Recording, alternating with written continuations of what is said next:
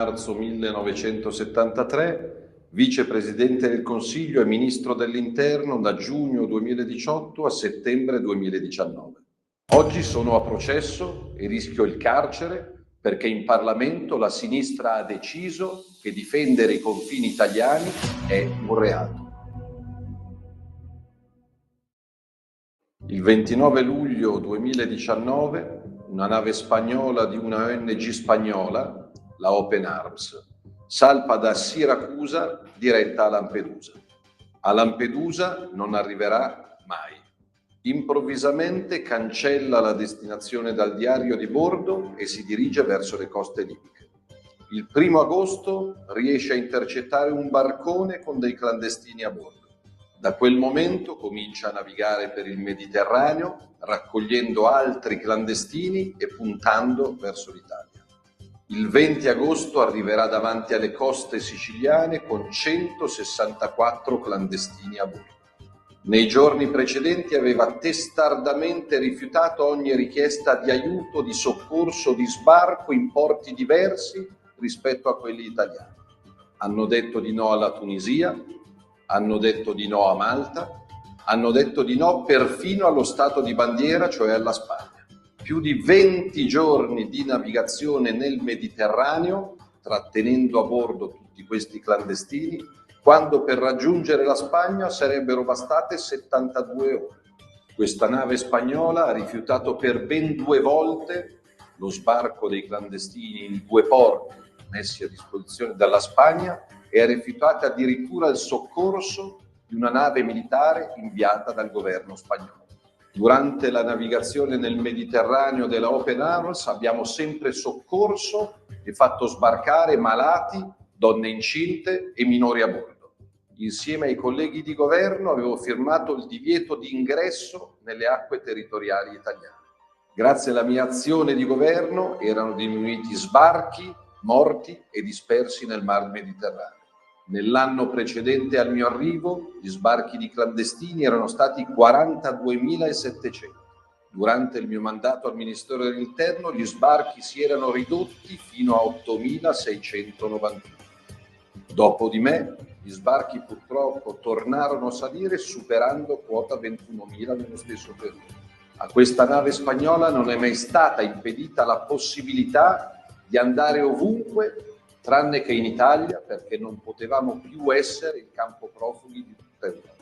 Mai nessun governo e mai nessun ministro nella storia è stato messo sotto accusa o processato per aver difeso i confini del proprio paese. L'articolo 52 della Costituzione italiana recita: la difesa della patria è sacro dovere del cittadino. Mi dichiaro colpevole di aver difeso l'Italia e gli italiani. Mi dichiaro colpevole di aver mantenuto la parola data.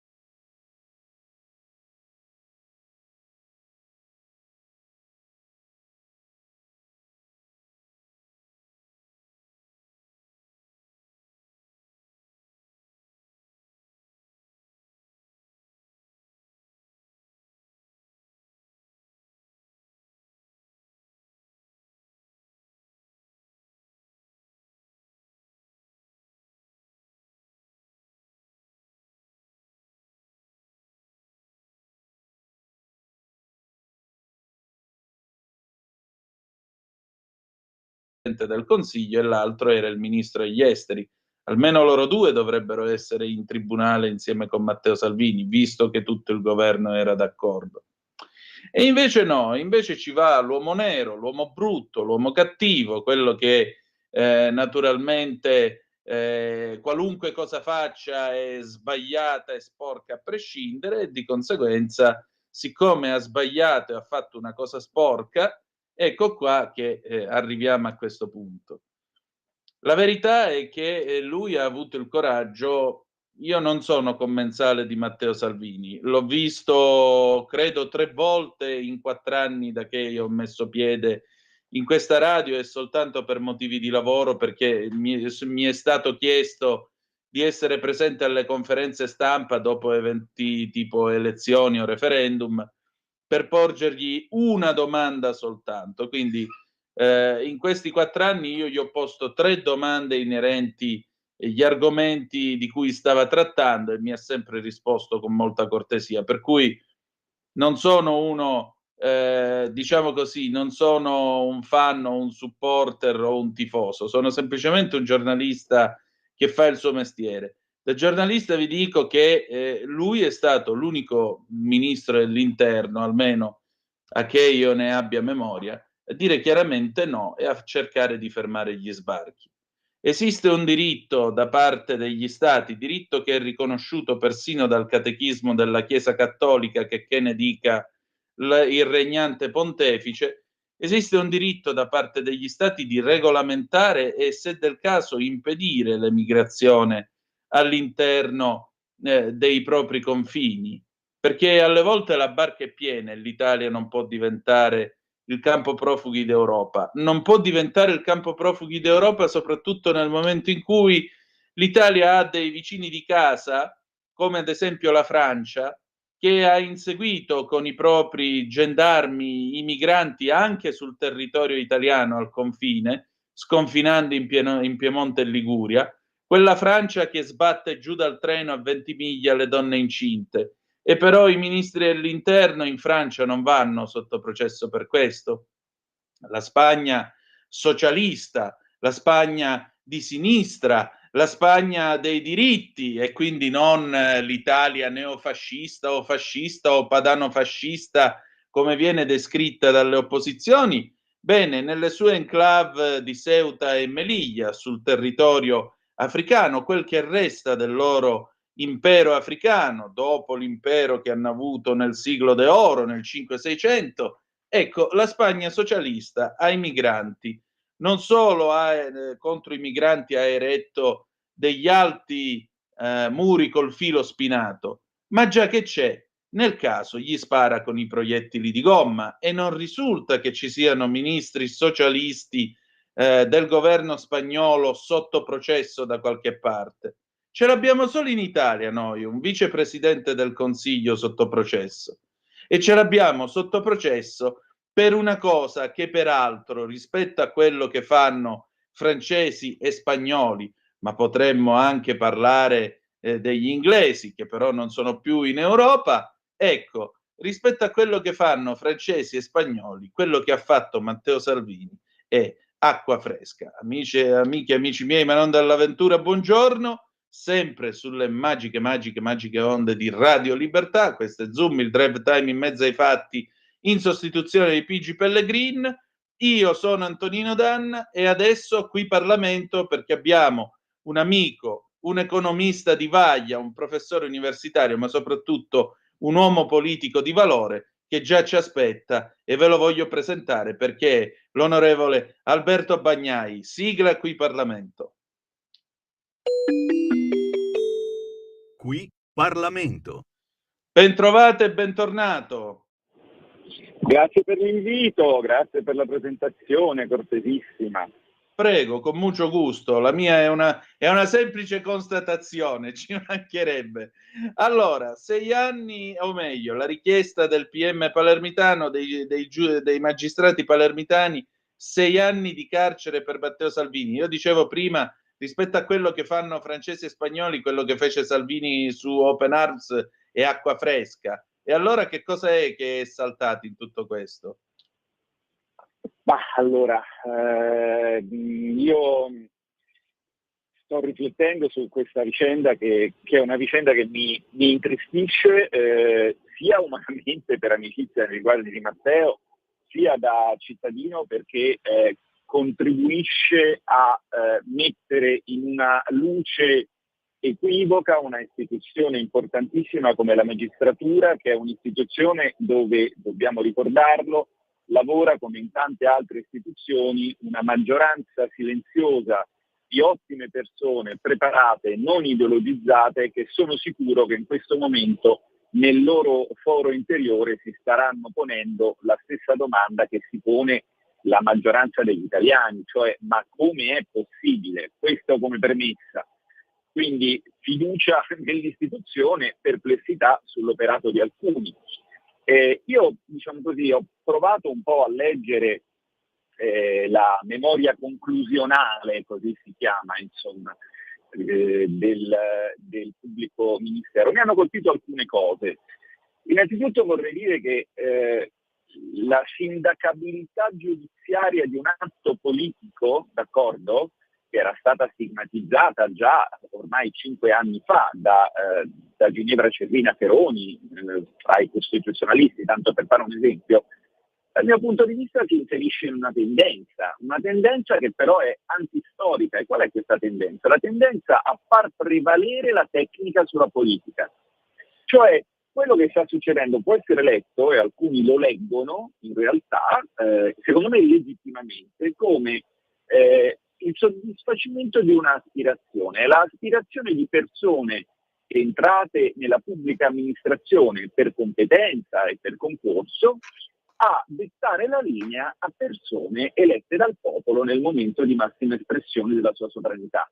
Questa cosa, a mio avviso, non è compatibile con la Costituzione, non è compatibile con uno Stato di diritto più in generale, ma è, se vogliamo, questo processo si iscrive nello stesso tipo di corrente culturale che ci ha portato i governi tecnici, se vogliamo, ed è una corrente culturale anacronistica. I popoli europei stanno rifiutando la tecnica e stanno chiedendo la politica. E poi c'è un altro aspetto anacronistico, quello che molto chiaramente mettevi in evidenza tu di questa vicenda, ed è che i popoli e i governi europei stanno rifiutando l'immigrazionismo. Prima lo hanno voluto perché era uno strumento di disciplina salariale, lo è sempre stato.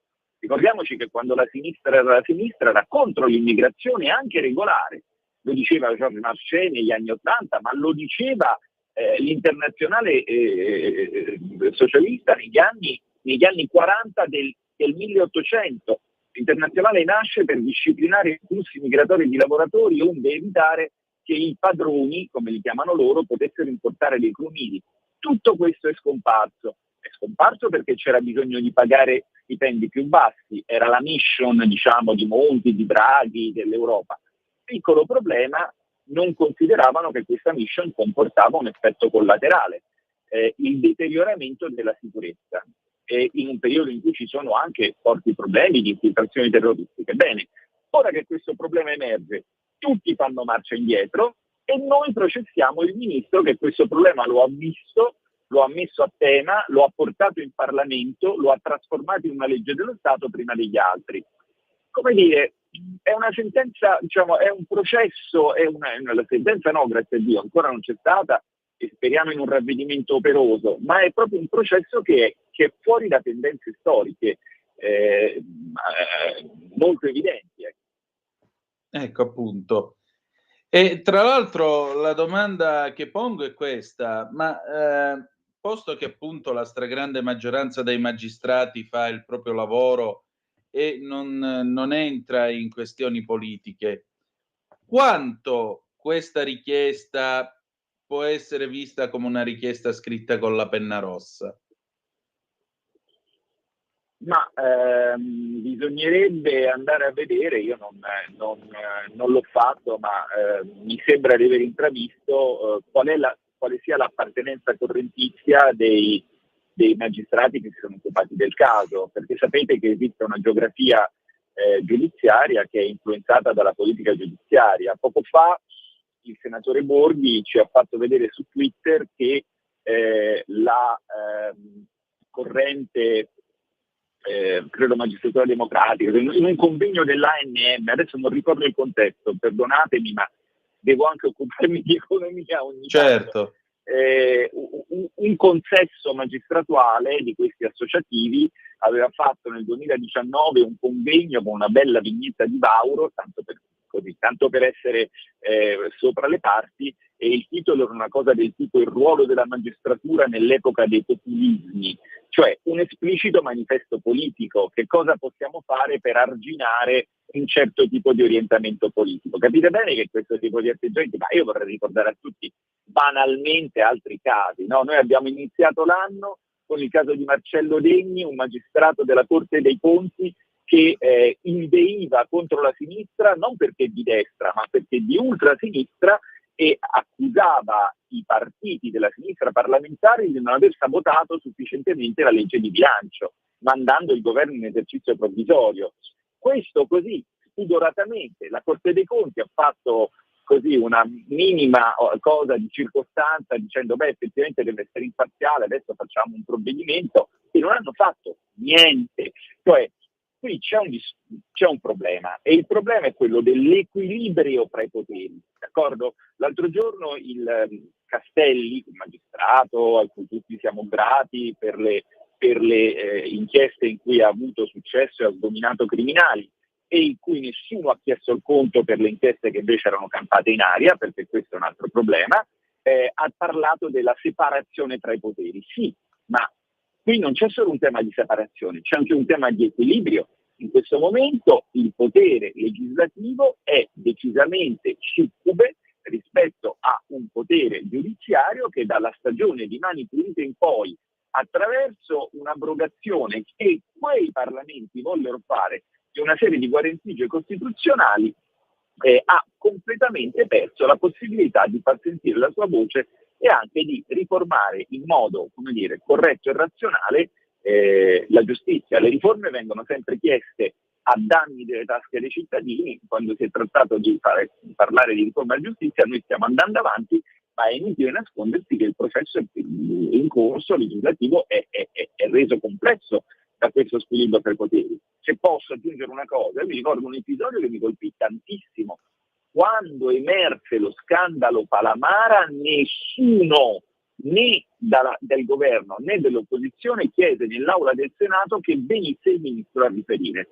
E quella per me era la chiara indicazione del fatto che tutti i parlamentari avevano in qualche modo, si sentivano in qualche modo minacciati dall'assetto, diciamo così, di squilibrio tra i poteri, d'accordo? Io stesso, sì, che non avevo processi a mio carico, ma avevo, non mi ricordo, querelato il solito una persona che si era veramente un pochino troppo allargata, feci questa riflessione, dico vabbè, a me non possono condannarmi a torto perché per ora nessuno si è inventato niente, però magari se il magistrato è di quella tendenza e io mi faccio sentire, magari non mi darà ragione anche se ce l'ho. Cioè, mi spiego, ormai abbiamo una percezione falsata probabilmente di una magistratura che non è più arbitro, ma indossa una maglia, d'accordo, di uno schieramento. Ed è una percezione falsata, rispetto alla quale però bisognerebbe che fosse la stessa magistratura a trovare anticorpi. L'esempio di anticorpo ce l'abbiamo. Guardiamo l'inchiesta sul dossieraggio, no? Dove una certa magistratura e un certo sistema mediatico hanno cooperato per attaccare la destra. Noi di questa inchiesta siamo venuti a conoscenza perché un altro magistrato ha aperto un'indagine, quindi la magistratura ha dentro di sé poi gli anticorpi per reagire. Speriamo che lo faccia anche nel caso che riguarda il ministro Salvini. E allora proviamo però a fare per un attimo un po' di fantascienza. Supponiamo che arriva questa condanna a 6 anni, dopo che si fa? Io questo non lo so, io vedo quello che vedono tante persone nei fatti di cronaca, di criminali efferati che delinquono nuovamente perché lasciati liberi di andare in giro. Ieri sera a cena incidentalmente abitando io ai Parioli, per qualche motivo si commentava il caso di tal Izzo, che forse ricorderete, già autore di un crimine il mostro del efferato, Circeo.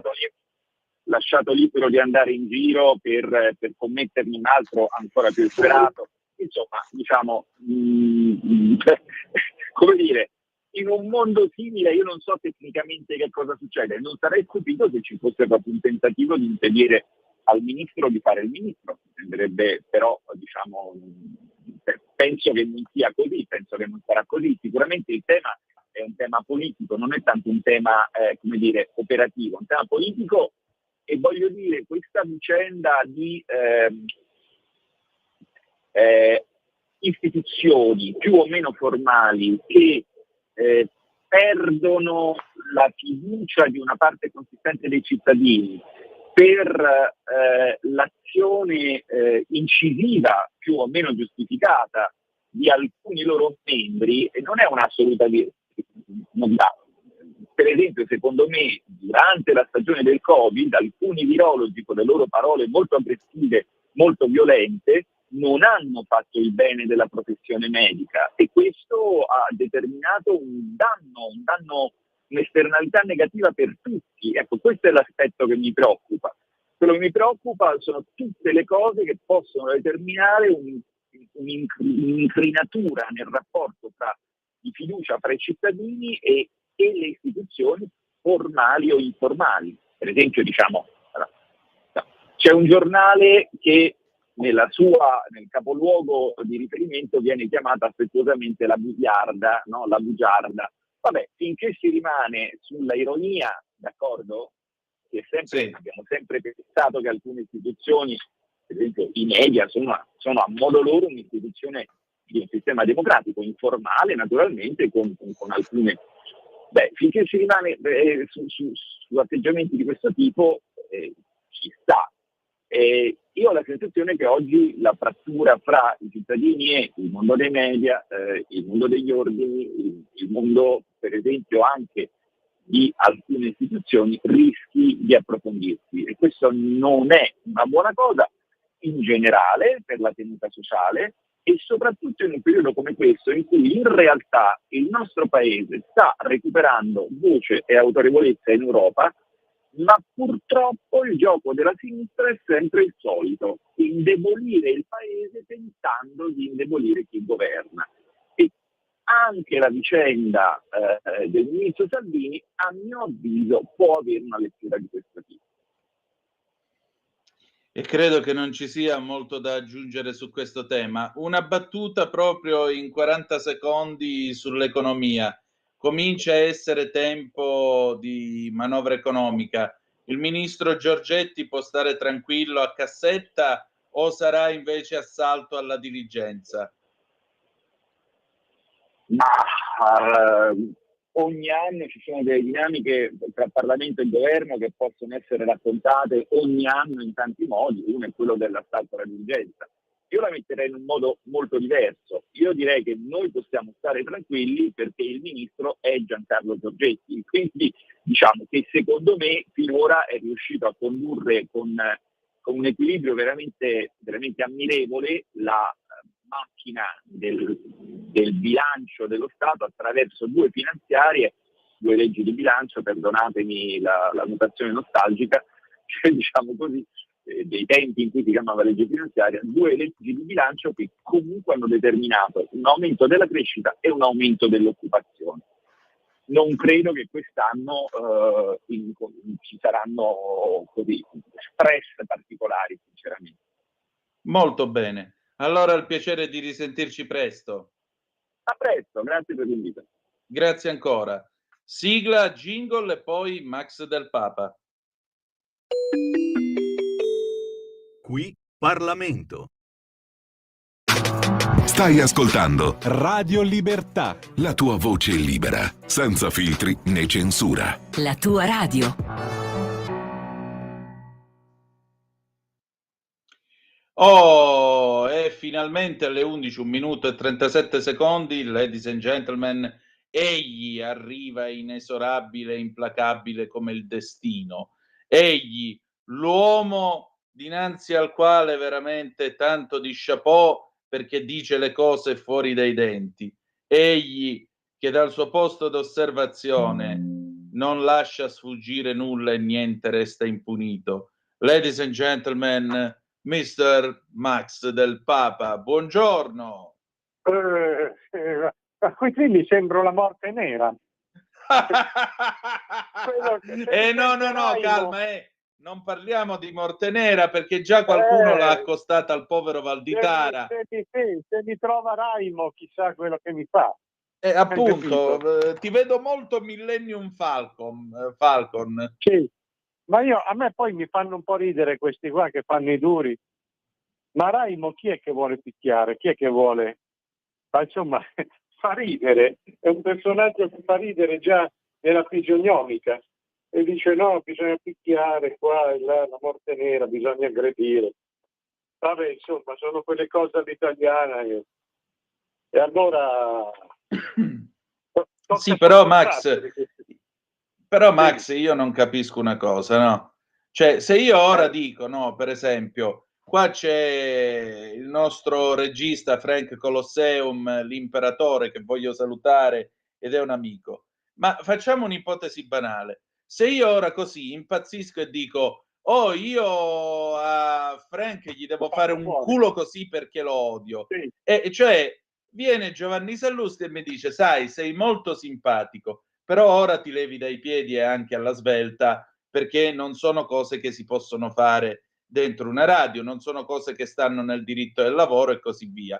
E avrebbe pienamente ragione, tra l'altro. Ecco, uno che si alza la mattina e al suo ministro, che sarebbe per certi versi pure il suo capo, piglia e dice, ah sì, quella è la morte nera, bisognerebbe colpirlo. E perché non lo hanno ancora cacciato dalle scuole italiane di ogni ordine e grado?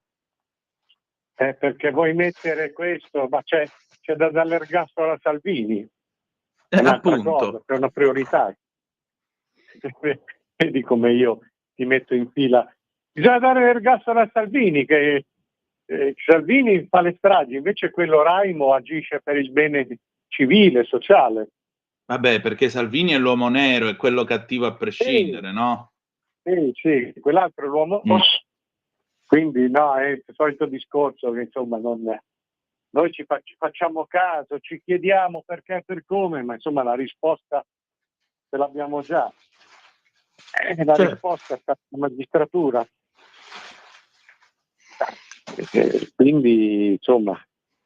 Senti, ma mi spieghi una cosa, Max? Cioè, io avevo 12 anni e c'era Pino Campana, te lo ricordi probabilmente, questo cabarettista pugliese, che incise un disco, anzi no, ne avevo 13 perché il disco è del 93, che si intitola questo brano Di Pietro Let's Go, e c'era tutto il coro, chi non salta un inquisito, eccetera, eccetera, eccetera. Un pezzo a suo modo leggendario.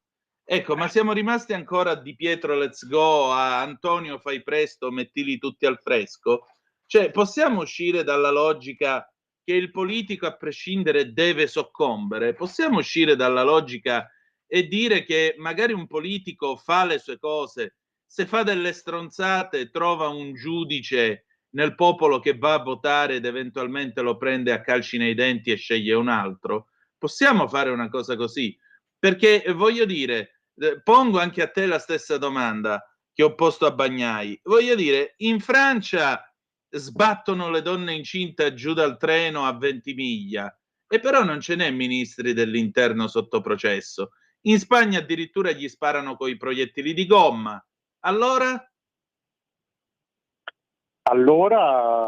questo discorso va bene a metà, nel senso che no, non ci si libera dell'impulso, quello bisogna farlo fuori se è di destra o di un'altra parte che non sia di sinistra. Se invece è di sinistra non bisogna toccarlo e non lo si tocca, ma questo non è qualunquismo.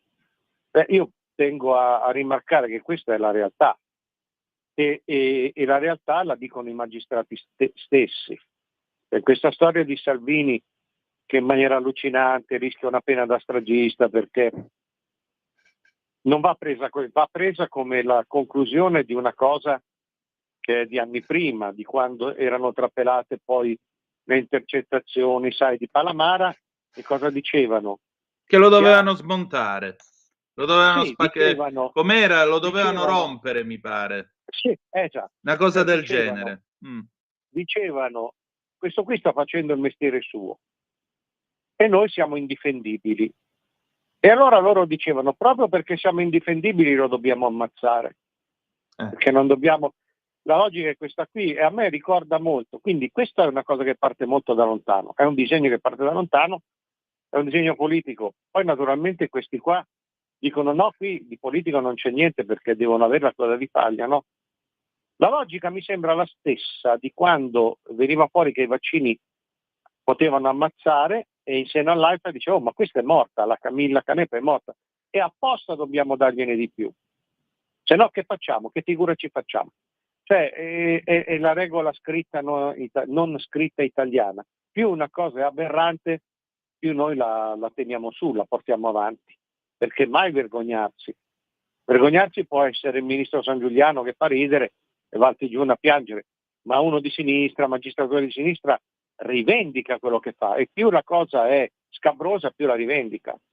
Quindi no, non ci si libera di questa cosa qua, perché poi è diventata una legge d'uso, una legge non scritta. È chiaro a tutti che questa cosa non sta in piedi, è chiaro a tutti che un giudice non può esprimersi come il pregiudicato Luca Casarini. È chiaro a tutti che, specialmente adesso, dopo 5 anni, e lo ricordavi tu, tutta l'Europa sta correndo ai ripari in modo tardivo, perché 30 anni di scriteriata politica così, di accoglienza, ha solamente creato una strage diffusa, cioè sono 30 anni che qui scannano, stuprano, ammazzano, e poi ha appesantito le economie di tutti i paesi. Quindi adesso la Germania li deporta, la Svezia li paga perché tornano indietro, sono deficienti. Sì, L'Olanda vuol fare il vabbè. giro, sì, sono cretini. L'Olanda vuol fare il giro di vite, la Francia gli spara addosso, la Spagna gli spara addosso. Il risultato qual è? Che tutte Vabbè, queste scusa, politiche ma qua Starmer, erano che qua. è laburista, è venuto in Italia, ha incontrato la Meloni e cosa ha detto? Siamo interessati al modello di rilocazione in Albania. Sì. E invece no, Ci sarebbe da ridere, Max. Questi non saranno tutti spostati in Albania, saranno tutti quelli che vengono via dalla Germania, dalla Francia, anche dall'Inghilterra se ce la fanno, dal Belgio, dall'Olanda, verranno tutti qua. A questo servono le sentenze in questa maniera e a far cadere il governo, perché noi sappiamo perfettamente che si prepara un governo tecnico, quindi tutto serve. E per l'amor di Dio non mi si venga a dire, se qualcuno ascolta, che io parlo nell'interesse servile di Salvini.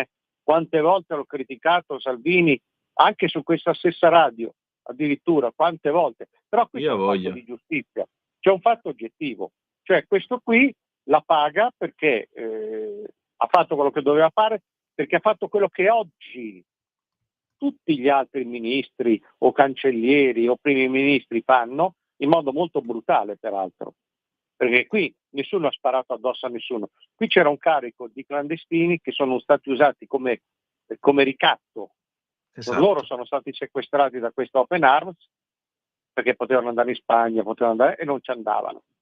E serviva perché queste ONG servono, sono mosse dalla sinistra in funzione provocatoria, destabilizzante. E questo la magistratura lo sa benissimo. Questo qui paga il fatto di non aver ceduto a un ricatto, laddove oggi, 5 anni dopo, a questi qua gli sparano addosso. E quindi cioè, c'è anche un contesto internazionale. La magistratura italiana cosa dice? Questo bisogna sfasciarlo. E lo fa, perché lo farà. Cioè, questo qua ormai che verrà condannato mi sembra ovvio. Poi non so neanche però questa magistratura che cosa ottiene, perché se lo condannano sulla base di una cosa, di una faccenda così pretestuosa, si giocano quel pochissimo di credibilità che hanno. Se dovessero assolverlo, peggio mi sento. Perché questi qua, sai, non è che hanno problemi di credibilità ormai. Ma secondo me potrebbero buttargli 3 anni, che non va in galera, però gli restano le carte fanno macchiate. quelle robe lì, insomma, però sarebbe comunque una cosa ignobile, perché qui è in gioco proprio un principio ma anche di diritto, perché quando poi un magistrato dice no, prima vengono le vite umane, poi vengono i confini, ma questo non è diritto. Questi sono argomenti suggestivi, retorici, però un magistrato non è che può dire no, io la legge la cambio, non la applico perché la penso come Casarini, insomma. È tutto che non... E poi dopo c'è il solito discorso che quando però ci hanno tenuti chiusi, quello sì, deportati per 2 anni, con la scusa della pandemia, non c'è stato giudice, anzi, dalla Corte Costituzionale in giù erano tutti d'accordo, tutti zelanti, solleciti nel far applicare i coprifuoco che poi non sono serviti a niente, no perché lo diciamo noi, perché l'hanno detto le riscontranze scientifiche, lo hanno ammesso in seno ai vari organismi istituzionali, lo hanno ammesso tutti i governi che l'hanno applicato, lo ammetteva l'AIFA, lo ha ammesso Fauci, che è quello che li ha inventati, con le precise parole di fronte al Senato americano. Non esisteva niente, però qualcosa dovevo inventarmi. Alla gente più gli dai le stronzate più ci crede. Dovevamo schiacciarli. E Speranza che diceva con l'AIFA bisogna terrorizzarli, bisogna richiuderli di più. Conte, che quando è stato chiamato al Tribunale dei Ministri ha detto ma io credevo che si ribellassero, tante gliene abbiamo fatte. Invece ha detto stati zitti. Allora io ho insistito. Sono cose che ha detto Conte, che era primo ministro. Quindi che questi lockdown non servissero a niente, come poi si è dimostrato, lo dicevano quelli che li facevano. In questo caso la magistratura ha teorizzato, la Silvana Sciarra, Presidente della Corte Costituzionale, diceva che queste misure non apparivano infondate, anzi potevano sembrare giustificate dal periodo particolare, da chi le mette, insomma, come a dire, beh vabbè, se lo Stato autoritario lo fa un governo che ci piace, che sentiamo come illuminato, va bene, insomma. Questo è lo stato delle cose. Quindi Salvini sta in questo tritacarne qui e credo che verrà condannato alla fine in un modo o nell'altro. È quello che temo anch'io, però Max, allora a questo punto dobbiamo tornare alle basi, e le basi sono che è la politica che detta le regole e la magistratura deve limitarsi a farle rispettare. Allora, questa riforma della giustizia deve essere portata più a fondo, ci vogliono ulteriori garanzie, ci vogliono ulteriori... C'è bisogno del ripristino delle immunità parlamentari che c'erano al tempo di Tangentopoli, eccetera, eccetera? Non lo so, penso che ci sarebbe bisogno più che di riforme o di ripristini, forse ci sarebbe bisogno di un sistema più in generale che vincolasse anche la magistratura a certi doveri istituzionali e costituzionali. E questi, insomma, che abbiano sforato, che abbiano esondato, se ne vantano. Però questo nessuno lo potrà mai fare, men che meno un governo debole come questo qua. Ogni volta che qualcuno si è messo contro la magistratura è saltato. Che si chiamasse Craxi, che si chiamasse Berlusconi, che si chiamasse poi Renzi in parte, che si chiamasse Cossiga. Quando ti metti contro la magistratura ti fa secco, perché c'è poco da fare. È la politica che ha un ruolo sussidiario, o comunque non è più distinguibile la magistratura dalla politica di sinistra. Sono vasi comunicanti, lo sanno tutti che non è che uno prende ordini dall'alto, sono una cosa sola. Magistrati che poi vanno tutti in politica, qualcuno anche a destra per la verità, però a sinistra il fenomeno è istituzionale. E allora lì non è che c'è la politica che si impone, no, è una specie è un coacervo. Sono forze coincidenti che cooperano e ogni volta che c'è un potere che viene considerato come estraneo, loro lo fanno fuori, lo spazzano via. Ma insomma sono più di 30 anni che noi sentiamo la sinistra che in 1000 modi, con 1000 allusioni, dice adesso a questo qua ci penseranno i giudici, e succede sempre, ma l'hanno ammesso loro. Che cos'erano tutte quelle rivelazioni, quelle ammissioni, Palamara. Che cos'era? Era questo. Non c'era mica solo Salvini che lo diceva, bisogna farlo fuori. Era tutto una struttura. Poi ogni volta che c'è uno che non fa parte della parte nostra, lo spacciamo via.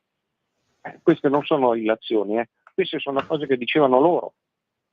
E continuano a farle perché poi la gente, invece che indignarsi, oramai si rassegna. Max, però a questo punto proviamo a vedere un po' eventuali, diciamo così, sbocchi di questo processo. Ipotesi A, gli buttano il povero Salvini, si becca 6 anni di carcere. Domanda, il Presidente della Repubblica lo dovrebbe graziare? Ma non credo che si ponga questa cosa, non lo farebbe mai. Non lo farebbe mai, anzi. Tanto più che vorrebbe dire mettersi contro la magistratura che lui stesso rappresenta. Se non ha mai detto niente,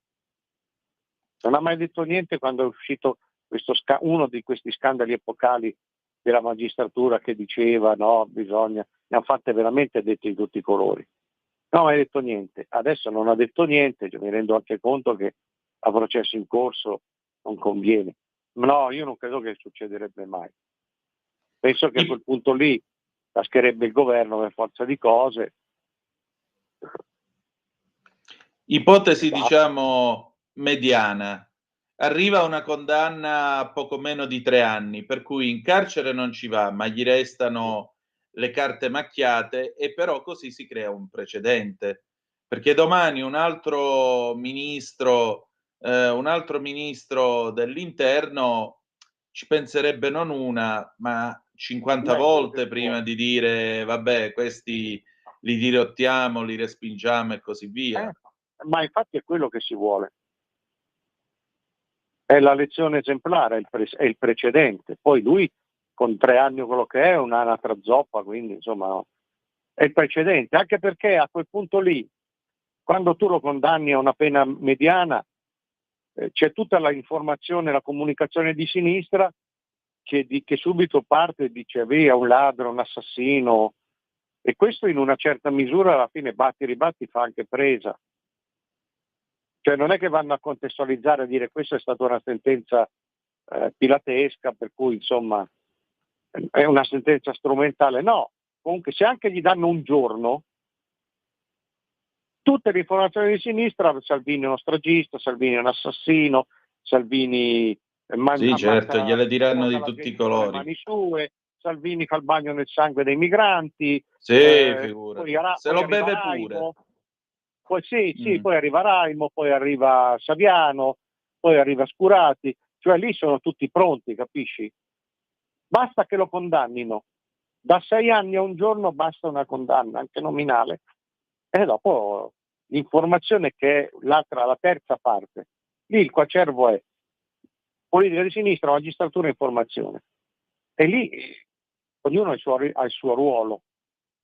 E lui che poi vengono a dire noi siamo indignati perché ci dicono che siamo... A me fa ridere l'ANM quando dice è una cosa pericolosissima dire che i magistrati sono schierati. Ma cazzo, ma se eravate voi a dirlo, ma se siete voi a dirlo, ma se l'ha detto uno che stava dentro di voi, sopra di voi come Palamara, mai smentito. Ma tu senti una requisitoria come quella di questa qui, sembra uscita ma neanche da Casarini, sembra uscita dai centri sociali proprio, e poi dice no, non è vero che noi siamo schierati, ma insomma dai. Cioè, qui ormai si gioca sapendo che si gioca senza più nessuna pretesa. Allora si cerca questo, si cerca il precedente, però il problema è che dopo, vabbè, io capisco che ci sono anche delle mire destabilizzanti, buttiamo via la Meloni, il problema è che, come dicevo prima, a quel punto lì i milioni di clandestini che vengono buttati fuori da tutti gli stati d'Europa se li piglia l'Italia. Basta. Certo, se poi ci mettiamo pure lo Ius Soli o lo Ius Schole, a lei corrida. Certo, appunto. E figurati se poi Tajani, insomma, questo qua degli eredi di Berlusconi va a difendere Salvini. Cioè, a modo suo anche lui sta destabilizzando, perché in un momento in cui c'hai il tuo alleato e ex ministro dell'interno che rischia 6 anni, tu gli metti lì una legge che è totalmente a favore dei migranti, dei cosi, cioè una legge di sinistra. È chiaro che anche questo serve a destabilizzare, però noi sappiamo che negli intendimenti c'è un governo tecnico, tra virgolette tecnico, perché di tecnico non c'è niente, a guida di Gentiloni, fondato sull'asse PD, Forza Italia e poi chi ci sta. Lo sappiamo questo, no? Con Draghi, Gentiloni che a questo punto, dopo questa presidenza, potrebbe andare al Quirinale. Ma insomma è tutto sì, beh, certo, perché poi dopo con Draghi che va a trovare ad Arcore gli eredi di Berlusconi, insomma sono tante cose tutte insieme. Come si fa? Cioè, questo lo capisce anche un bambino. La situazione italiana è questa. Ed è incredibile, dimmi. Non tanto quello che succede, ma che questi qua facciano anche le verginelle, insomma. Infatti. Max, senti, in tutto questo io ti sposto un po' dall'Italia, ti porto in America. Cioè, ieri un altro che voleva sparare a Trump. Ma che sta succedendo là, secondo te? E non lo so, perché insomma, poi ci sono quelli che dicono no, si è inventato tutto, no. È difficile capire. Così, per buttarla là, mi pare che più si parla di non odiare, di tutta la retorica woke, no, perché bisogna volersi bene, amarsi così. Tutte queste cose franano alla prova dei fatti. Anche in America si è tornati a dell'isteria, delle feroce di tipo di 60 anni fa, periodo Kennedy, e insomma ci sono questi qua che sono dei matti in libera uscita e sparano. Cioè evidentemente ci sono dei toni talmente furibondi che poi dopo non riesci più a controllarli, i mattoidi, i criminali. Devo dire che in questo senso anche Trump ci mette del suo, perché questo qui, sai, spinge sempre, spinge di più. A me sì. È una notazione a margine, però a me sembra anche lui poco lucido a questo punto.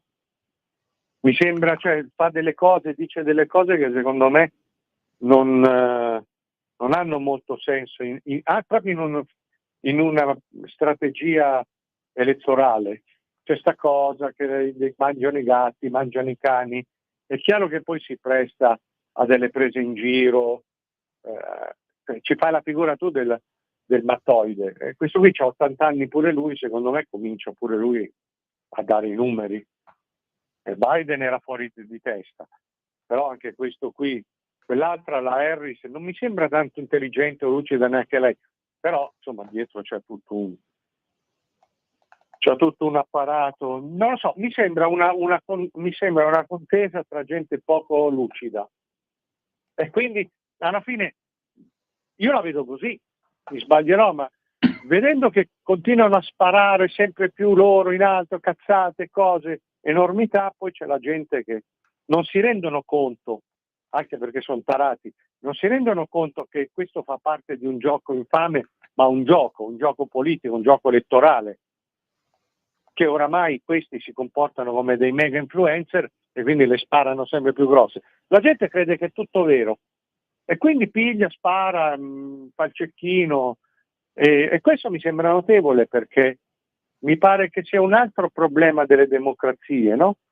Che sono inclusive, che sono tolleranti, che sono aperte, che sono dialettiche, e poi dopo va a finire così, con una caterva di insulti anche surreali e la gente che piglia e comincia a sparacchiare.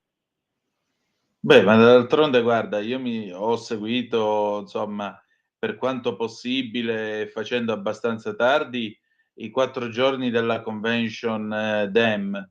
E ti dico la verità, mi sono messo le mani nei capelli perché mi sembrava di essere nella versione peggiore di un qualsiasi talk show italiano. Cioè tu Sì. vedevi tutti questi personaggi di livello, di rilievo, o comunque di questo partito, che andavano lì e dicevano: "Ah, noi non vogliamo l'America al buio, noi non vogliamo l'America nella disperazione, Trump è quello che ci porta indietro, Trump è quello che distrugge i diritti". Sì. Cioè lo hanno dipinto come il diavolo incarnato. Allora, nel momento in cui tu non dici uno straccio di parola su quello che vuoi fare, ma l'unica cosa che sai dire è soltanto: "Votate me perché l'altro è un cornuto", Perché l'altro, e sì, que sì. è ovvio che poi trovi il cretino che si prende la pistola e dice: "Adesso faccio l'eroe", Sì, perché sei sì. tu che hai soffiato sul fuoco.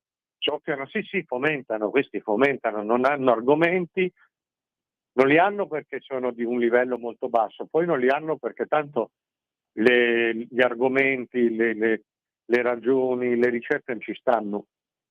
Tante che oramai la finanza comanda su tutto, quindi anche qui, anche lì, anche questi si adeguano e mica lo possono dire. Non è che possono Certo. fare delle manovre più che tanto, dei piani, lì comanda tutto la finanza. La finanza è anche quella cosa stupida che per 20 anni ti spinge l'auto elettrica pensando di guadagnarci sopra. Non fai conti col gusto del pubblico e anche con le condizioni oggettive, quindi l'auto elettrica non è praticabile, è troppo cara, ti si incendia sotto il culo, la gente non la vuole.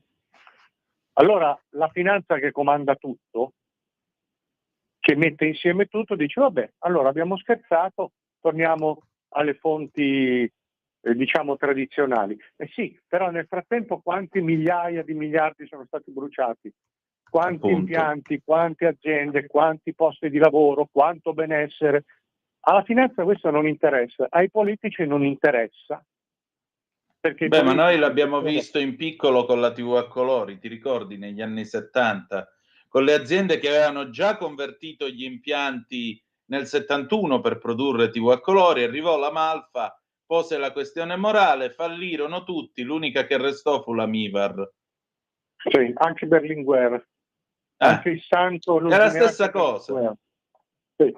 Lo so, a me sembra che ci sia un paradosso, per cui questa finanza che è il trionfo del super, ultra, iper liberismo slegato da tutte le leggi, da tutte le regole, in economia sì, però poi a un livello ideologico ha delle pretese di pianificazione che neanche Lenin, neanche Stalin, cioè vi diciamo noi cosa deve succedere da qui ai prossimi 30 anni. Siccome poi queste cose non possono mai succedere, perché mettila come ti pare, ma 8 miliardi di persone con tutti i loro casini non è che li puoi regimentare per 30 anni di fila, succedono le cose, succedono i disastri, succedono le pandemie magari procurate, succedono i terremoti. Allora succedono i danni. I danni non li pagano mai i CEO, quelli della finanza, li pagano i nessuno che siamo. Quindi da una Esatto. parte c'è una totale irresponsabilità economica, quello che si deve fare si fa e noi non paghiamo mai. Poi dall'altra c'è questa pretesa di regimentare tutto, di stabilire tutto e anche di chiudere tutti, perché alla fine tutte queste cose dei lockdown non è che sono sanitari o prudenziali, servono a consentire alla finanza globale, totale, di fare quello che vuole. Cioè per questo che ce li impongono. Solo che poi le cose vanno a catafascio, l'auto elettrica va bene, la mettiamo via, aspettiamo, non ne parliamo più. I politici anche in America su queste cose sono anche loro degli esecutori, sono dei tramite come tramite l'Unione Europea, insomma, questi qua devono imporre quello che la finanza vuol fare e ti dice di fare. Allora questi non potendolo dirlo fanno dei reality, come dicevi tu, fanno dei talk show e dicono delle cose completamente surreali o magiche. Quello lì mangia i bambini, quello lì mangia i gatti, delle cose e siccome la gente di suo è tarata poi li prende sul serio. Max, io a questo punto devo chiudere perché l'orologio mi corre appresso e l'immagine con cui ci lasciamo non è certo delle più belle, però io ti voglio ringraziare e insomma il 23 ritroverai PG Pellegrin, ma ti ringrazio per questo cammino che abbiamo fatto assieme. Grazie a te e a tutti quelli che hanno la pazienza di ascoltarmi, perché ci vuole pazienza ad ascoltare me. Un saluto. Un saluto a te. Adesso un breve stacco e poi con noi Lorenzo Morello. Stai ascoltando Radio Libertà. la tua voce libera, senza filtri né censura. La tua radio.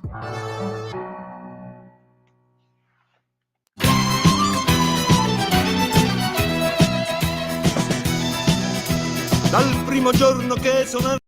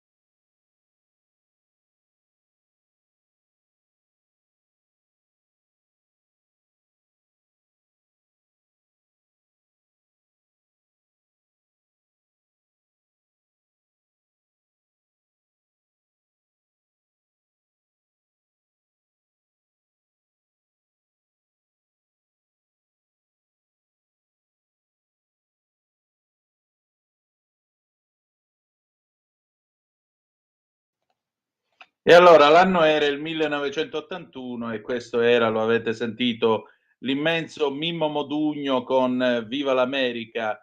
Le 11:34 minuti e 15 secondi sulle magiche onde di Radio Libertà. Questo è sempre Zoom, il drive time in mezzo ai fatti. Antonino Danna al microfono con voi e naturalmente abbiamo la nostra gradita ospite di questo secondo faccia a faccia. Chi è? È Lorenza Morello, che è già stata più volte nostra ospite, è una giurista di impresa. È una giurista di impresa che ha anche relazioni con gli Stati Uniti d'America. Lei si muove nel mondo anche degli italoamericani, conosce bene quel mondo. E allora, cara Lorenza, benvenuta. E giusto in tempo per gli ultimi aggiornamenti di cronaca, Trump, gli sparano per la seconda volta. C'è fermento tra gli italoamericani?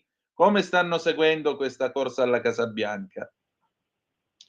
Ma allora, buongiorno Antonino e buongiorno a tutti i nostri ascoltatori di Radio Libertà. Beh, direi che questa nostra intervista di oggi è tempestiva come uno sparo, proprio quello che non è stato fermato ieri ai danni di The Donald, ma che evidentemente è l'ennesimo chiaro segnale del fatto che non si vuole che il tycoon torni alla presidenza. Molti americani, ovviamente democratici, ritengono che una volta is more than enough il fatto di aver avuto un presidente che non esce dalle fila della corruttela politica, ma a cui ovviamente invece addebitano tutte le altre corruttele del mondo, perché ogni imprenditore o sedicente tale deve essere portatore di pena, non solo nella nostra Italietta, ma questa è una cosa che accomuna anche molto l'America. E direi che il segnale dell'attentato avvenuto peraltro in Florida, quindi uno stato sempre dichiaratamente dalla parte di The Donald, dove lui ha i possedimenti che tutti conosciamo, è un chiaro segnale che il tycoon non potrà o difficilmente potrà arrivare a ricoprire nuovamente il ruolo di Presidente degli Stati Uniti. Ecco, tanto per chiarire. Ma soprattutto, guarda, mi lascia molto esterrefatto il fatto che nel primo caso i servizi segreti si sono accorti praticamente ad attentato iniziato che Trump stava rischiando la vita. Stavolta è stato un agente che mentre Trump giocava a golf ha visto insomma il luccichio della canna di questo AK-47, cioè gli stava tirando col Kalashnikov, non con la direi che il scacciacani. precedente attentato con il ragazzo sdraiato sul tetto, che in molti hanno avuto il tempo di segnalare nell'incuria totale delle forze di sicurezza, fosse ancora più emblematico, no? Di invece cogliere un qualcuno che una domenica pomeriggio si rilassa cercando di giocare a golf.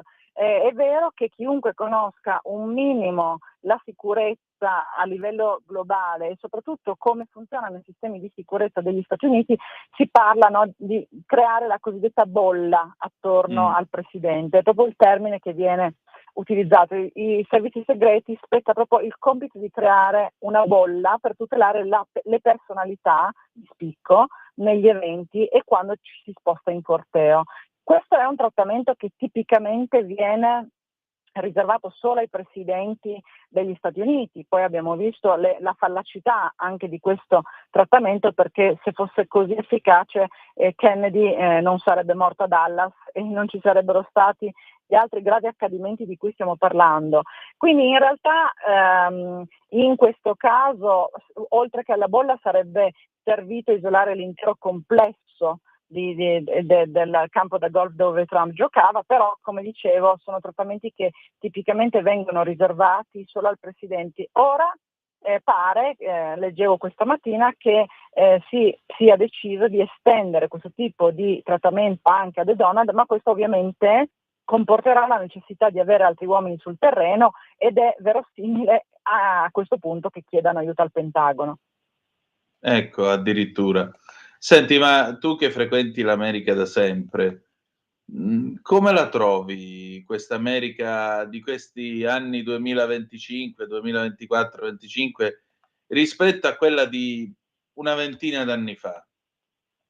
Ma guarda, una ventina d'anni fa, proprio una ventina d'anni fa esatta, forse un po' più 21 che non 20, quindi dichiariamo apertamente anche la mia età, ero proprio in America in questo periodo perché stavo svolgendo il mio PhD alla McGill. E devo dirti che l'America di oggi rispetto a quell'America è un'America deteriorata, è un'America consumata dal cinismo e dall'ipocrisia, che mi dispiace dirlo, tu sai che parlo sempre senza appartenenze politiche, ma in modo abbastanza schietto per quelle che sono le mie percezioni, è il cinismo e l'ipocrisia dei democratici. È un po' come quando sentiamo in Italia i sinistri dire, quando salgono le destre al potere, che le persone non sanno votare o non hanno votato bene, quasi come se l'unico voto possibile fosse un voto che esprime un candidato di sinistra. Ecco, l'America è un po' logorata da questo cinismo. Basti dire una cosa. Elon Musk ha ben detto non hanno mai sparato a Biden e non hanno sparato a Kamala Harris, che non è un invito come invece quello che è stato fatto mesi fa, prima No, è ancora solo del primo un'osservazione. di sparare al tycoon. È un'osservazione però che va letta oltre a quella che è, ovvero sappiamo benissimo il grande dibattito che da sempre infiamma la tribuna politica americana sul right of weapon, quindi il diritto di avere le armi che gli americani si portano dietro dalla guerra di secessione, quindi una terra di colonialismi, una guerra di faide interne. Loro, come tutti sappiamo, hanno questo diritto di possedere le armi senza troppe giustificazioni. Sappiamo bene invece quanto da noi la trafila per ottenere un porto d'armi e per avere e detenere un'arma sia molto più lunga e complessa. Questo ha radici storiche proprio fondate da come lo Stato italiano si è formato e come si è invece formato lo Stato federale americano. Sì. Al netto di tutto ciò, pare che ovviamente le lobby delle armi, piaccia o non piaccia, siano molto interessanti per i democratici, perché se viene sempre sparato a un candidato repubblicano e non è un sostenitore del Partito Repubblicano che spara, ma è un sostenitore del Partito Democratico, bisogna fare un bilancio di questa ovvietà. Cioè, vengono sempre messi in bocca ai repubblicani il fatto di essere loro quelli che fanno i soldi con le lobby di qua e di là, e allora parliamo di a chi davvero conviene che il right of weapon vada avanti e chi davvero ha le armi in pugno e le usa in modo improprio e violento. Infatti, ma io mi riferisco anche allo spunto che mi hai dato parlando del tuo PhD. C'è il numero in edicola di Newsweek che dice che siamo al crollo negli Stati Uniti d'America di iscritti al college. La ragione qual è? È che sostanzialmente i college non sono più delle istituzioni di cultura, ma sono delle istituzioni nelle quali si coltiva la polarizzazione tra gli studenti sulla base di idee politiche.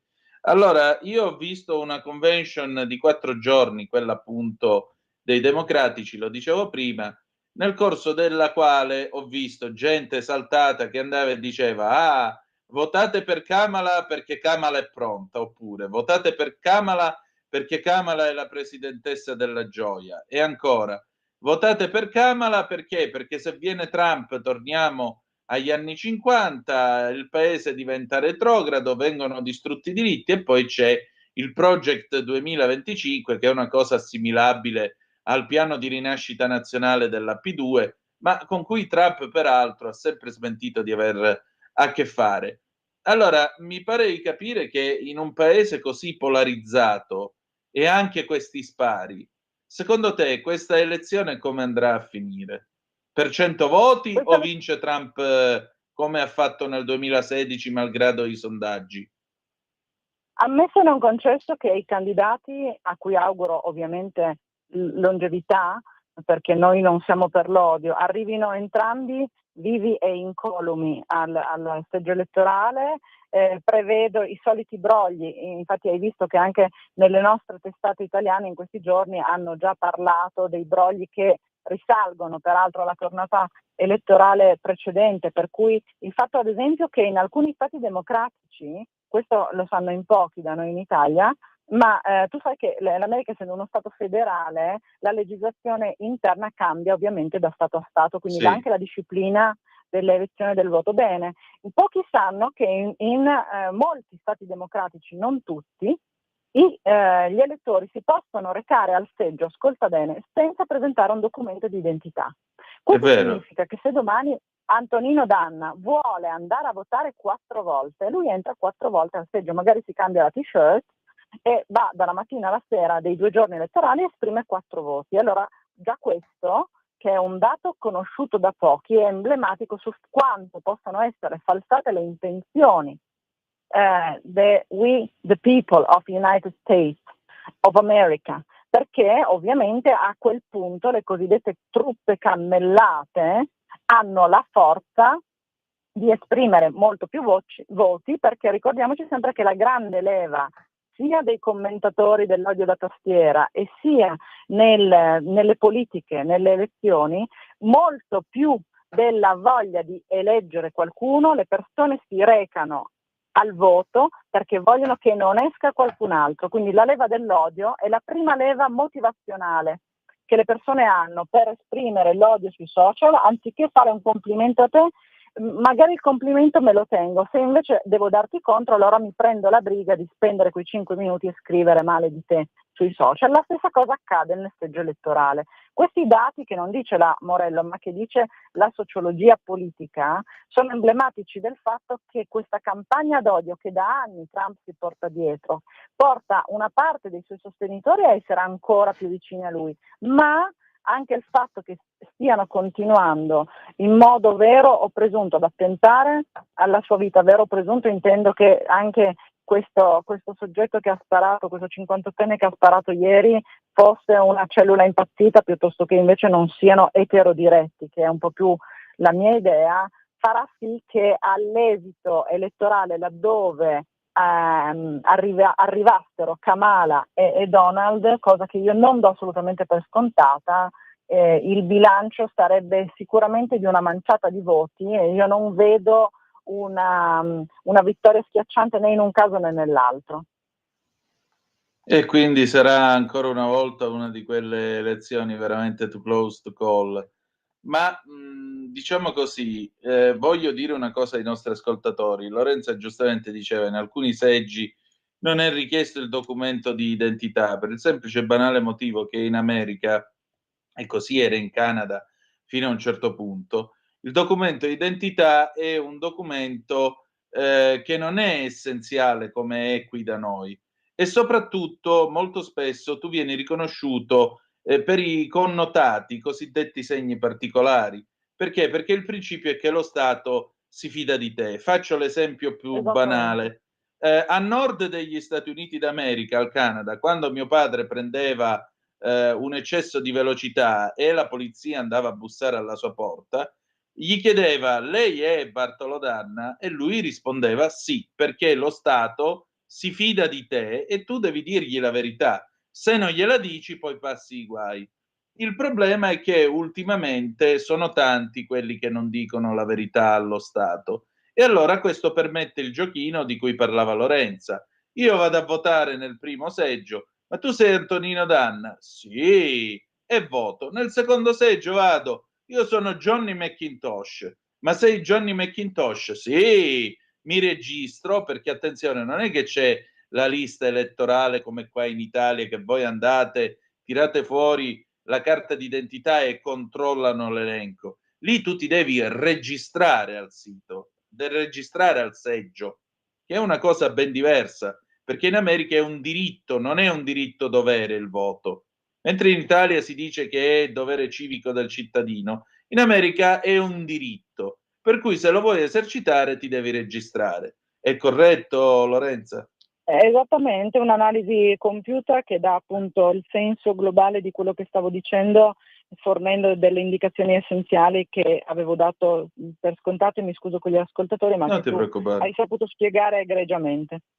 Ecco, per cui la cosa più drammatica di questa vicenda è che il rischio brogli, che ne possiate pensare, che possiate dire che c'è il complottismo attorno a Trump, quello che volete, è una realtà, non è una cosa inventata e campata per aria, proprio per questo principio. Io Stato mi fido di te, dimmi chi sei, registrati al voto. Io arrivo lì, non ho l'obbligo di esibire un documento con la mia fotografia e faccio quello che voglio. Quindi ora sono John McEnroe, poi nel prossimo seggio mi registro come Bjorn Borg e poi voto. Tanto chi è che viene a sindacare se io mi chiamo Bjorn Borg? Boh. Comunque Lorenza, senti, ma tra gli italoamericani come viene vissuta questa corsa alla Casa Bianca, visto anche il colpo di scena del ritiro di Biden e così via? Tu che umori stai percependo? Ma allora, guarda, sul ritiro di Biden vorrei dire una cosa, perché anche qui non mi sembra di averlo letto da nessuna parte, e da quel poco di conoscenza magari un po' più approfondita che ho del mondo americano, una cosa palese che mi è spiaciuto molto, che i nostri grandi sedicenti analisti politici da vetrina non abbiano detto. Poi magari qualcuno ha detto, a me è sfuggito, quindi nel caso mi scuso. Biden non si è ritirato. Biden è stato deposto con disonore, perché alla convention democratica il fatto di far parlare un presidente in carica come primo intervento, già quello è un'onta che viene fatta, perché si sa benissimo che al presidente, che sia in carica o che sia il presidente uscente, vengono dati gli onori. È un po' come, per fare degli esempi, no, chi non è tanto avvezzo alla politica, se in un concerto quelli che di solito fanno l'apertura fossero il gruppo di punta e dopo cantano quelli che fanno l'apertura. Il presidente nelle convention deve sempre parlare per ultimo, perché prima ci sono tutti quelli, il segretario del partito, il vicepresidente, che devono fare gli onori. Almeno in questo caso sarebbe stato più che doveroso, invece è stato veramente umiliante. È ovvio che queste sono analisi che può fare chi conosce un po' meglio la dinamica degli eventi e le scansioni degli eventi, perché la sequenza degli eventi è importante, anche Sì. quando sembra che una convention o comunque una riunione venga tenuta con i dovuti crismi, tutti sanno che c'è un'etichetta anche nella sequenza degli eventi. Quando questa etichetta non viene rispettata, si può veramente dire che il presidente Biden è stato umiliato dal suo stesso partito, è stato mandato in vacanza, poi è stato richiamato per poi essere rispedito, hanno iniziato a millantare dei suoi problemi di salute che direi che erano da anni all'evidenza di tutti, hanno permesso a quest'uomo in balia di se stesso di essere umiliato anche durante il G7, ricordiamo la scena veramente triste della presidente Meloni che lo va a prendere mentre tutti stavano guardando da una parte e lui in balia di se stesso se ne va da un'altra parte per le decine di volte che l'abbiamo visto inciampare o stringere le mani a un qualcuno che non c'è o parlare con un interlocutore immaginario. Quindi purtroppo il Partito Democratico ha dato una pessima idea di se stessa, ha fatto capire al mondo, perché chi non lo vuole capire è complottista lui, che hanno usato una marionetta per raggiungere degli scopi diversi, e questi scopi diversi significavano arrivare a portare Kamala Harris come front in questo momento per le elezioni, ammesso e non concesso che sia poi lei ad assurgere anche laddove vincessero i democratici al seggio, e quindi il sentore degli italo-americani è consapevole di tutto ciò. Devo dire che tutti quelli con cui parlo io sono più orientati al fronte repubblicano, ma per il semplice fatto che sono disgustati da tutta questa messa in scena e questo cinismo e questa ipocrisia di cui parlavo in apertura. E poi come andranno le cose manca poco, ma lo scopriremo. Eh sì, direi proprio il caso. Senti, ma io non ti chiedo ora di guardare nella sfera di cristallo, perché sennò ti darei della fattucchiera e non l'ho mai pensato, grazie a Dio. Ma secondo te ci può essere qualche altra sorpresina, piacevole o spiacevole, fino al 5 novembre? Ma diciamo che io, che ho una famiglia potente e influente come sono quella degli Obamas, rinunci al fatto che laddove dovesse salire per la prima volta nella storia degli Stati Uniti d'America una donna e il nome non sia quello di Michelle, mi stupisce abbastanza, così come appunto a Hillary è stata data per ben 2 volte la possibilità di correre. Il fatto che Donald vinca di nuovo contro una donna, ne parlavamo questa mattina, è davvero, sarebbe un'ipotesi ancora più balzana, ma anche che una che sta dando le peggiori dimostrazioni di se stessa, perché laddove purtroppo Biden aveva i problemi di senilità a tutti evidenti, la Kamala, che non ha problemi legati all'età, ha però problemi di deficienza, e uso la parola deficienza nel senso che defice molto, quindi manca di cultura e manca di capacità politica, anche questo è già sotto gli occhi di tutti, che l'America, anche laddove vincesse un democratico, si meriti una presidente di questo genere, non ne sono assolutamente convinta, e che Michelle Obama possa guardare qualcuna salire al seggio laddove sappiamo bene che le sue mire da sempre arrivano lì, anche questo è un qualche cosa che mi lascia perplesso, per cui se dovesse esserci una sorpresa io la legherei molto alle mire o alla potenza che la famiglia Obama ha tuttora in America e nel Partito Democratico. Molto bene, allora io voglio ringraziarti, cara Lorenza Morello, giurista di impresa, vi ricordo. Grazie per essere stata ancora una volta con noi, grazie di cuore. È sempre un piacere e God bless America. God bless America, yeah. Per quanto io sia suddito di Carlo III, io sono il dirimpettaio del piano di sopra del Canada, però God bless America. Va bene, allora chiudiamo qui questa puntata di Zoom. Adesso noi ci salutiamo con Bruno Lauzi, Ritornerai del 1963 e poi torno, perché apriamo il filo diretto 0292947222 per il telefono, oppure 340 670 9659, e teniamo il filo diretto aperto fino alle 12:25. Quindi a tra poco, the best is yet to come. Avete ascoltato Zoom, il drive time in mezzo ai fatti.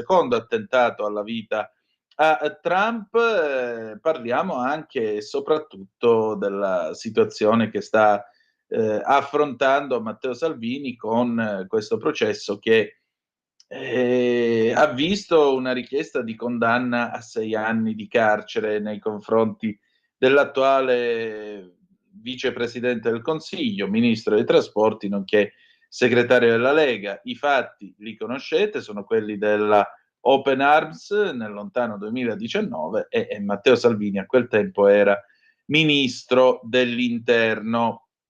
Ora, la situazione è tale che ne discutevamo con Max Del Papa, che cosa potrebbe succedere? Ci sarà una condanna a 6 anni? Ci sarà una condanna magari a 3, una condanna magari breve, che non implichi l'ingresso in carcere, ma che comunque finirà per macchiare le carte del povero Salvini? Qui è tutto da vedere, però, abbiamo una telefonata, pronto, chi è là? Vittorio, buongiorno. Oh, Vittorio carissimo, Antonino dimmi. carissimo, il siciliano. Lo so. Io ti seguo sempre, naturalmente non c'è dubbio che faccio parte della famiglia, non è che questo, e sono sempre convinto con le mie idee, giusto? Per quanto riguarda Salvini, queste cose andare alla Lucciardone, faccio un casino. È una cosa normale, per chi vuole fare carriera deve bersagliare. Il nostro cosiddetto capitano non rischia niente, perché se una persona illibata, con un decreto, con lo sconto che fanno alle persone politiche, quale sei tu, sono io, va bene? Fanno 50% per questo, 50% di buona condotta, 20% di buona condotta. Praticamente rischia una condizionale che dopo 2 anni viene cancellata se non fanno più reato. Ma il colmo non è questo, è la vergogna.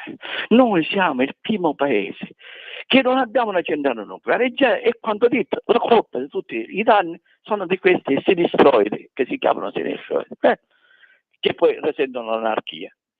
Per quanto riguarda, e questo è un aspetto, per quanto riguarda la legge, praticamente è l'unico forse paese del mondo che si piglia uno straniero che entra là dentro. Non dimenticare che sono avvenute, hanno fatto una forzatura, che se eravamo io e te e avremmo speronato una nave, una motovedetta dalla finanza, saremmo già in carcere dentro, va bene? Hanno splorato la cosa, hanno forzato, sono arrivato all'interno di quella navetta, c'era di questa beneficenza, c'erano 3 esponenti di sinistroide, DAIN, che spona, tanto poi ci siamo noi che ti tuteliamo, giusto? E questo è un altro. Ricordate che io sono un illibato e grazie alla legge Berlusconi, e potresti capitare pure tu, va bene? Noi abbiamo che abbiamo gli avvocati di ufficio, che non sono più avvocati di ufficio, sono avvocati scelti dal povero disgraziato che non ha soldi. Quindi se domani mattina io a delinquente ti sputo in faccia, tu ti devi andare a prendere l'avvocato e lo devi pagare. E io non lo pago perché sono presente, c'ho l'assistente patrocinato gratuito, lo sapevi pure questo discorso, giusto? Il sottoscritto, poiché umanamente ha 2 o 3 appartamenti buttati vicino al mare, non ti dico la località, nella provincia di Agrigento, mi hanno combinato un tranello, oltre che mi pagarono, mi lasciarono le case distrutte. Uno addirittura ha abbandonato la casa al primo piano e disse che c'erano dei mobili che erano morti di fame, già risaputo uno che puffava, va bene?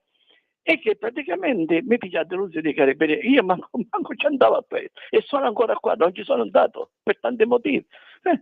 Mi arrivò finalmente l'avviso di garanzia dopo 2 anni e mi sono presentato in caserma, veloce perché non ti posso bloccare. Mi sono presentato in caserma e dice io dovevo pigliarmi l'avvocato penale perché è un reato penale. Ci volevo andare da solo, non lo potevo fare perché quindi ho dovuto pigliare un amico mio, ci sono andato, volevo dichiarare subito che non ci sono andato, che ho detto no, la facoltà di non rispondere, quando tu dici la facoltà di non rispondere, perché prima ci vediamo quello che hanno scritto i carabinieri all'indagine e poi noi facciamo la cosa. Insomma, non è che mi succede niente perché io non ho fatto. No. Invece a dicembre mi arriva l'ufficiale giudiziario e mi condannano a 2 anni come se avessero rubato la dente e via siete. Io sono andato all'avvocato e ci sono sentito, ti darei 4 schiaffi. Mi fai secondo? No, tu sei stato premiato perché tu non stai pagando niente. Se tu vuoi ci andiamo alla rigetto, devo fare solo e sciogliamo tutto e sei assolto. Ma ti conviene, non hai pagato avvocato, non hai pagato questo, se hai avuto lo sconto, a 2 anni ti cancellano, fai la domanda e ti cancellano e fine tutte cose. Capisci? Mi sono preso un reato di 2 anni, Antonino. Capito. Però te le hanno ripulite le carte dopo, no? Hai fatto la riabilitazione, insomma. No, ora non devo fare, mi è steccata tanti beato me ne faccio. Io nella mia vita non ho mai fatto un furto, non ho mai fatto niente, sono stato un funzionario. Grazie a Dio c'è una pensione, ancora me la pagano, perché se non mi pagano questa pensione ho paura pure che qualche giorno di questi in Italia non si pagano più le pensioni, perché come siamo combinati con tutte queste agevolazioni. Quindi, e se vuoi me dai l'indirizzo, ti faccio la copia di quella che ho io e te la mando tanto per cultura. Cioè, io sono stato un condannato a 300, però mi fece lo sconto, 50 per chi, o 13.000 euro. Poi 50.000, poi chissà, ti dico è bellissimo, hanno una fila sciocca perfetta, un ingranaggio perfetto, e io non ho pagato niente, sono stato arrivato perché non ho speso un centesimo all'avvocato, e vedi, i delinquenti si pigliano l'avvocato e l'hanno gratuito. Vedi qual è la differenza tra un cittadino onesto in Italia e un cittadino disonesto? È questo. E ti dico di più, non ti dico più niente, perché se sentire il ricorso ai tribunali amministrativi, vado là e trovo l'esenzione per quelli che non hanno il reddito, mentre io vado a pagare avvocato per fare un ricorso amministrativo e tu pure. Ecco la preparazione della sinistra. Amen, grazie. Ti abbraccio, scusa. A te, prego. Vicenda abbastanza kafkiana quella che è stata raccontata dal nostro Vittorio. Vittorio poi ha la tendenza, lo vedete, a fare questi voli pindarici, però insomma può anche finire così, una condanna quindi breve, però in quel caso comunque resterebbe, come ha detto Max Del Papa, resterebbe il precedente. Allora, io vi voglio raccontare, perché qua c'è da mettersi le mani nei capelli. L'ADN Kronos ha scritto, ha preparato un ritratto di questo signore che gli ha sparato, tale, vediamo un po', Ryan Roth, presunto attentatore di Trump. Ecco, oltre a descriverlo come uno che arruolava gente per l'Ucraina e così via, ecco, il figlio, sentite un poco che cosa c'è qua. Il figlio è lo definisce così: è un padre amorevole e premuroso, un uomo onesto e laborioso, non certo una persona che può fare qualcosa di folle, tantomeno violento, assicura Oran Roth, figlio dell'uomo in custodia dell'FBI, che ha detto di sperare che tutto sia stato ingigantito. E mio padre, per quanto ne so, ha spiegato il figlio di Roth al Daily Mail, ha avuto solo un paio di multe. È pazzesco, conosco mio padre e gli voglio bene. E ancora, non è una persona violenta, è un gran lavoratore ed è un papà eccezionale. Ed è un brav'uomo che ha lavorato tutta la sua fottuta vita. Poi l'affermazione su Trump, che suo padre odia come ogni persona ragionevole. Non piace neanche a me Trump, ha aggiunto il figlio, assicurando tuttavia che il padre non è una persona violenta e di non poter credere che abbia preso di mira l'ex presidente. Ma no, ma per carità, ci è andato col Kalashnikov, noto strumento con il quale chiaramente se tu spari a uno col Kalashnikov, quello manco un graffio si fa, perché il Kalashnikov lo sappiamo tutti che è un'arma che non serve a niente, che non funziona, figuriamoci. La danno ai bambini per giocare fuori a guardie e ladri il Kalashnikov, ma voi vi rendete conto che gente circola? Suo padre odia Trump come ogni persona ragionevole. Vedete? Odia. Questo è il mondo dei social, è il mondo virtuale, irreale, dell'irrealtà, di tutti questi slogan, di tutto questo ciarpame che ha prevalso sulla politica. Ma ci fosse uno che dice no, gli ho sparato perché ha preso questa decisione, perché nel suo programma non condivido questo. No, gli ha sparato perché lo odia. Quindi, siccome lo odia, allora può prendere la K47 e sparare. Questa è la stessa cosa, sapete, io ieri, vi dico la verità, mi sono profondamente vergognato quando ho letto la notizia dell'esercito a Vibo Valentia, all'ospedale di Vibo Valentia, dopo alcuni casi, insomma, di tensione con i medici. E allora, poi vabbè, il sindaco di Vibo Valentia ha cercato di precisare dicendo no, ma non è che ci saranno i militari nelle corsie dell'ospedale, però certo passeranno da là davanti e passando da là davanti si preoccuperanno anche di fare custodia dell'ospedale. La cosa può anche andarmi bene, però nel leggere i commenti ho trovato un commento che veramente mi ha lasciato esterrefatto, perché è sulla stessa onda di questa stronzata detta dal figlio dell'attentatore di Trump. E la stronzata che io ho letto è questa qua, che vi ripeto, e cioè c'è sempre un motivo per alzare le mani. Allora, capite bene che chi ragiona in questo modo è lo stesso tipo, come questo signore qua, che dice vabbè, ma mio padre odia Trump come ogni persona ragionevole. Ora, se c'è un sentimento irrazionale come l'amore, è il suo contrario, che è l'odio, il quale è peraltro corrosivo. Ma è la stessa, se voi ci fate caso, è la stessa filosofia. Nessuno alza mai le mani per niente, e nessuno spara a un candidato presidente per niente. Cioè è lecito alzare quindi le mani su qualcuno, ed è altrettanto lecito uscire con la K47, meglio noto come Kalashnikov, o meglio noto come lo chiamò Scarpazzedda in codice a Palermo per il generale Dalla Chiesa, Upoche Coffi, perché lo chiamavano così, e l'andarono a provare contro la vetrina blindata di una gioielleria palermitana prima di fare l'attentato a Dalla Chiesa. Ecco, secondo questo qui è normale uscire con la K47 in spalla, andarlo a puntare attraverso la siepe, pigliare la mira e premere il grilletto.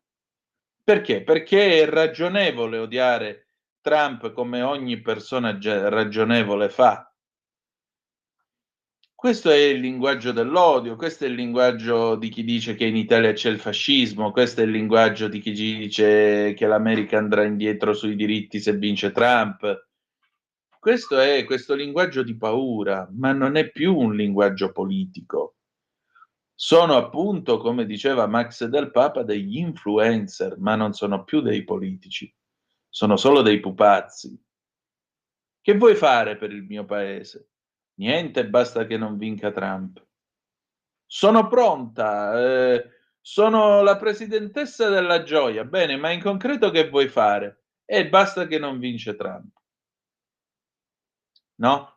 Un po' come dalle nostre parti. No, ma non possiamo far prevalere il fascismo, perché poi l'Italia avrebbe problemi a livello internazionale, eccetera, eccetera, eccetera. Poi hanno scoperto che non avevano le branchie quelli che sono andati al governo nel settembre del 2022. Non sono verdi, non vengono da un altro pianeta, eccetera, eccetera, eccetera. La BBC naturalmente sta coprendo minuto per minuto questa vicenda.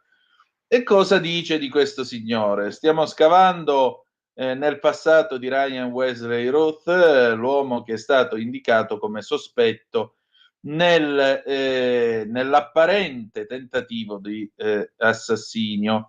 Ha avuto un intenso interesse nella guerra in Ucraina ed è stato fotografato nel maggio 2022 a Kiev nel corso di una manifestazione che chiedeva maggiore assistenza internazionale umanitaria per i civili. Il mese seguente ha rilasciato un'intervista a Newsweek Romania nel quale ha sottolineato i suoi motivi per l'appoggio all'Ucraina. Una quantità degli altri conflitti sono grigi, ma questo è un conflitto definitivamente bianco o nero. Questo è il bene contro il male, ha detto. Ruth ha detto all'intervistatore che il suo scopo iniziale era di venire a combattere in Ucraina, ma come piano B ha deciso di reclutare dei foreign fighters per lo sforzo bellico. Abbiamo bisogno di migliaia e migliaia di persone che combattano con gli ucraini, aveva dichiarato. Durante l'intervista Ruth si è anche commosso quando ha parlato dei giovani che rischiavano le loro vite per combattere. Questa è la cosa più importante che sta accadendo nel mondo oggi. Vediamo anche le reazioni che arrivano dalle cancellerie di tutto il mondo o comunque i leader mondiali che parlano. La BBC per adesso ne riporta 5. Il presidente ucraino Volodymyr Zelensky dice di essere contento di sapere che Trump è al sicuro e illeso e avvisa che la violenza non ha posto sul piano politico. I suoi commenti sono particolarmente interessanti dal momento che il sospetto appunto assassino Ryan Wesley Ruth è uno che ha appoggiato l'Ucraina più volte, come ha ricordato la BBC. Il primo ministro britannico Keir Starmer dice di essere molto preoccupato dalle notizie di un possibile nuovo tentativo di uccidere Donald Trump, il secondo da luglio. Mentre si prepara a incontrare la sua controparte italiana in Roma, Giorgia Meloni, Sir Keir ripete le parole di Zelensky nel momento che osserva che non c'è posto per la violenza nella politica. Ancora, da Roma arriva un altro messaggio dal vicepresidente del Consiglio Matteo Salvini, che è stato da sempre un supporter di Trump. Lui dice che processi violenti, fanatici e comunisti non ci fermeranno. Andiamo avanti a testa alta. Ancora, sempre con la BBC, il premier israeliano Benjamin Netanyahu dice di sentirsi sollevato alla notizia del fatto che Trump sia illeso, ma insiste: non dobbiamo affidarci sempre alla fortuna. Dice anche che si dovranno prendere delle misure proprio per sventare dei tentativi di omicidio e di assassinio in anticipo.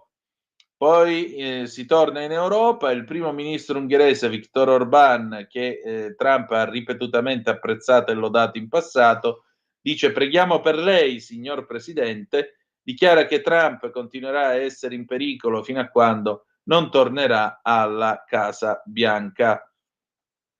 Questo tanto per chiarirci. Tra l'altro, sempre la BBC ha intervistato un volontario che prima si trovava in Ucraina e ha raccontato appunto il rapporto con questo Ryan Wesley Ruth che avrebbe incontrato in alcune occasioni a Kiev nel giugno del 2022.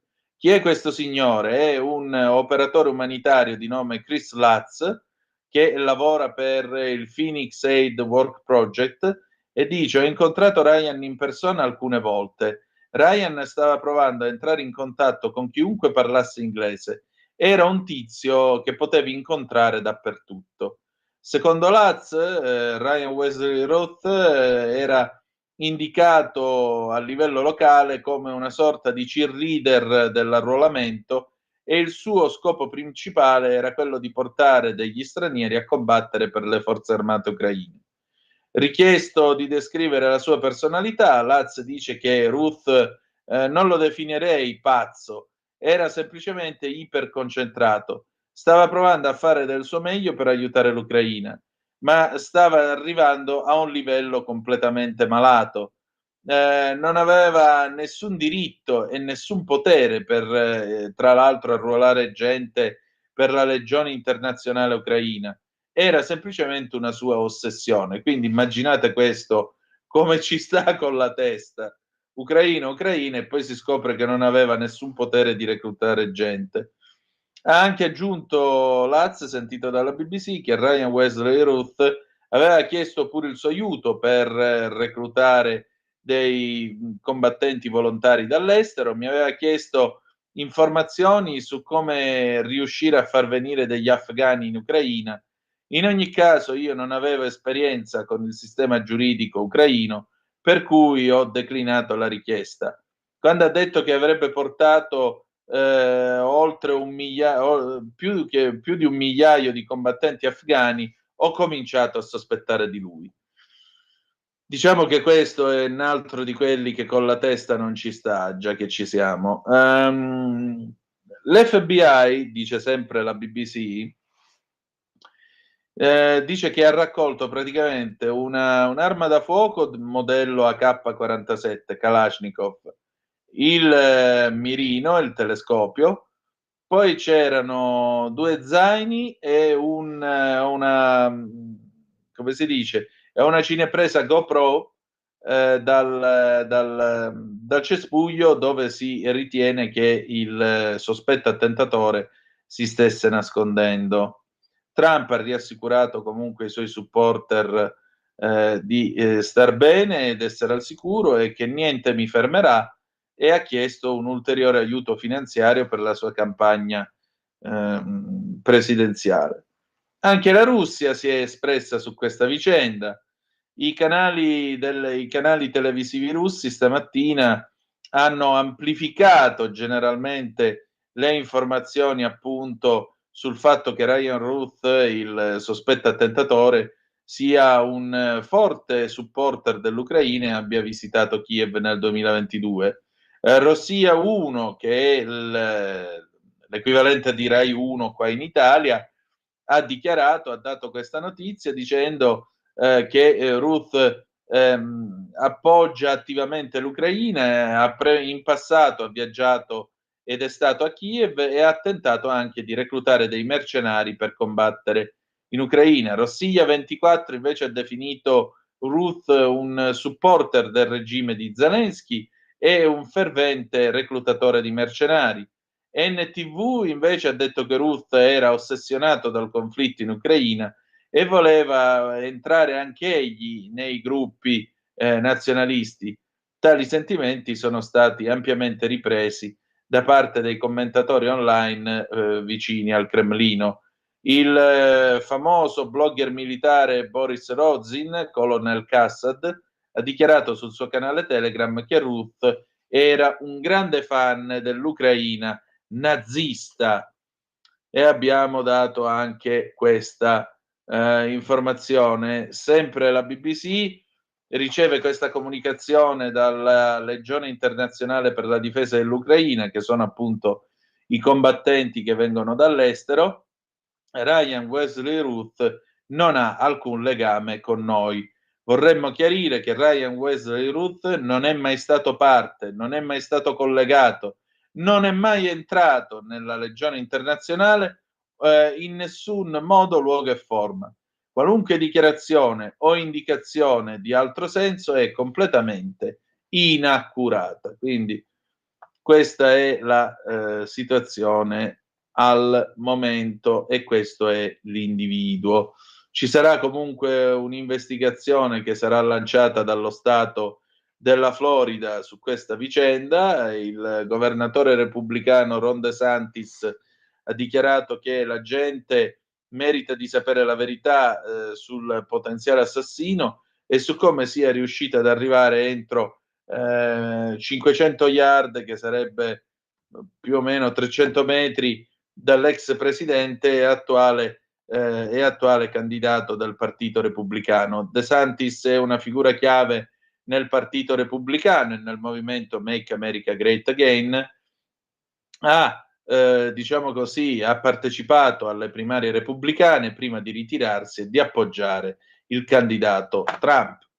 Bene, si sono fatte le 12:25, io direi che possiamo tranquillamente chiudere il nostro filo diretto qui, se non ci sono vostre telefonate. Io vi ringrazio, adesso ci sarà un breve intermezzo musicale e poi dalle 12:30 l'immenso Sammy Varin. Noi ci ritroviamo alle 15 con Laura Ravetto e l'altra metà della radio. Grazie per essere stati con noi e ricordate che malgrado tutto, the best is yet to come, il meglio deve ancora venire. Vi ha parlato Antonino